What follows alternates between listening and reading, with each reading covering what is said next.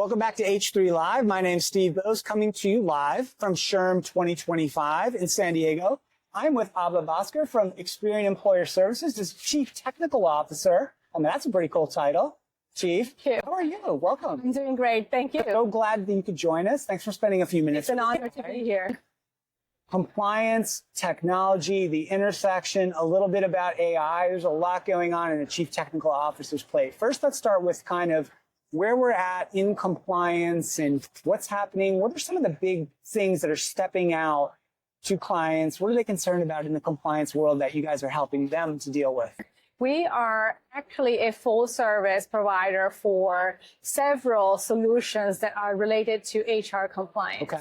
From the onboarding and I-9 to all the way to offboarding and making sure that data is secure and everything in between for a life cycle. And every step of the way, we have subject matter expertise in our company that help our team members internally and our customers externally be successful in their roles. Yeah, great. But that's a little bit of a moving target, isn't it? Right? Compliant, the regulations change, rules change, things change, even the I-9 changes. So how do you guys kind of keep your fingers in that and understand, like, hey, we've got to keep reacting and adapting to keep the clients, compliant? We divide and conquer. We have core teams who, of course, will make sure that we are continuously supporting our current customers, and internal and external. But then we have a team of experts that are continuously focusing on the legislation, keeping an eye out, so that as long as the changes are in the trends that we're expecting, we're good. We get a flag that the trend is changing, we start preparing for it. We're ahead of the curve. Right. And I've heard like the I-9 is changing so fast. Is there a truth to the rumor they're going to change it to the I-9.5? It could be. What the big thing in HR tech, right? Really any enterprise tech kind of vertical you're in now has been AI, right? It's everywhere. It's ubiquitous.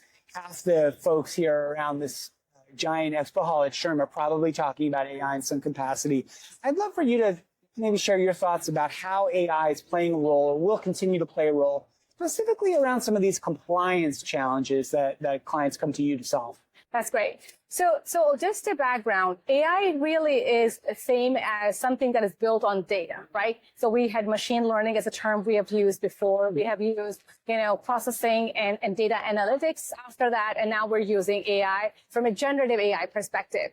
But the bottom line is that the data that we use for building our AI solutions is what the output is. So what we put in is what comes out. It's not magic, right. Which means that particularly in case of HR and compliance, where we care about fairness, where we care about equality, the data that we provide to our solutions and the output is what the key focus should be. The key focus. The governance around making sure that the privacy is maintained, that the security is maintained, and yet we continue to be fair is where HR professionals probably worry the most. Yeah, for sure. But on the flip side is with any new tool, as long as we follow the guardrails and focus on the testing the results, not just believing in it, I think we can make a difference. Yeah, I think that's a great point, Abha, because you think about some of the early implementations of AI in HR tech, they honestly are in lower stakes processes, like maybe generate the text for a job description or answer a few questions about company policy in a chat bot, et cetera. Those are important things to get correct, if you will, but not huge compliance issues, not big fines, maybe necessarily, not impact to the organization. If they go wrong with some of the things, really all the things that Experian Employer Services is doing, you kind of need to get that right. You need to trust, right? Trust that data and trust that technology. Absolutely. Yes. And we are building solutions where we could incorporate our employers' data to build the right answer for them. Every company is different. Every data set is different. And as long as we are not just spreading it out to the same population, there is a trend and then there is an exactness. And we have to be careful about both of them. Yeah. I'd love for you to tell us a little bit about, as a CTO, right? You're in deep with technology every day. I'd love for you to talk a little about maybe just philosophically how you think about AI, how Experian Employer Services thinks about AI, because there are many issues out there, right? With we've heard about hallucinations, we've heard about in the early kind of chat GPT days, we heard things like employees would sit at their desk and pump into the tool, like really proprietary sets of information to get help with, et cetera. I'd love for you to think, to tell us a little bit about how you approach AI with safety, security, trust in mind. Experian as a whole has four-pronged strategy. We consider AI growth in terms of productivity, which is the early adopter. Yeah, for sure. Products, which is where we are, everybody is, and then having governance around both productivity and product, and bringing grassroots innovation.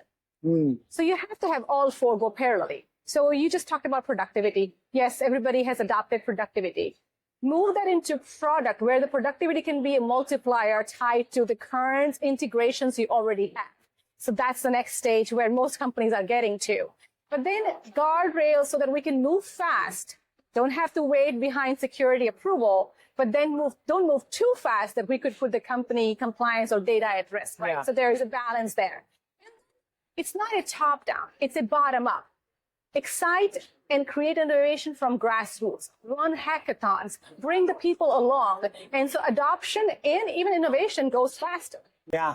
And I like this idea of explainability too as well. So when the answer comes back from the tool, hey, it's actually, we understand where it's coming from, where can I say thought process? The thought process of the tool, I suppose we can. Yes. Right? Yes. Right? And it's not a mystery. It's not a mystery. Yeah. I love that. Okay. So I have to ask you this. As a CTO, and it's like such an interesting time to be in technology right now.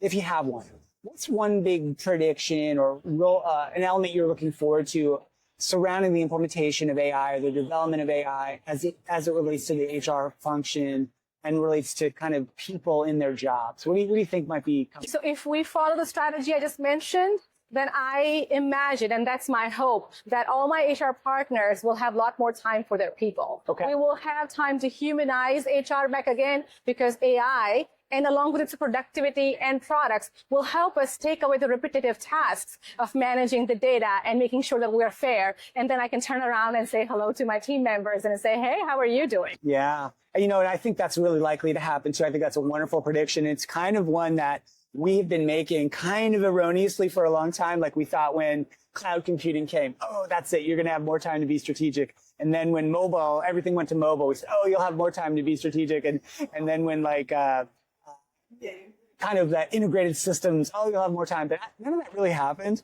I think now, though, it's different. I think this technology is so much more powerful and so much more potentially transformative than some of those earlier manifestations. This can really happen. This will happen. Yes, that's my hope. I'm very excited. Yes, very excited. I can tell you are too, which is awesome. I'm very excited It's about been this. fantastic to spend some time with you here today at SHRM. So thank you. Thank you, Steve. Take time out of your busy schedule. It was a pleasure. Love it. Thank you. For folks who want to learn more about Experian Employer Services and their great technologies, the Experian Employer Services website, of course, and for folks to find you, where can we reach you? I'm at LinkedIn. Please reach out, and I'm more than happy to make time and talk to you. Look forward to that. Awesome. Well, great stuff. Thank you so much. Thanks for watching our special HTV Live from SHRM 2025. Thank you.